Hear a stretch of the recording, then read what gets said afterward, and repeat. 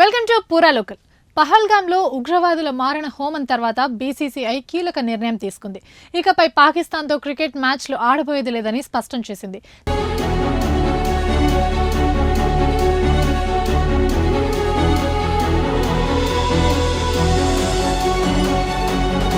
తటస్థ వేదికలపై కూడా పాక్తో మ్యాచ్లు ఉండవని, అది వరల్డ్ కప్ అయినా ఇంకే సిరీస్ అయినా పాకిస్తాన్తో face to face cricket match ఉండదని స్పష్టం చేసింది.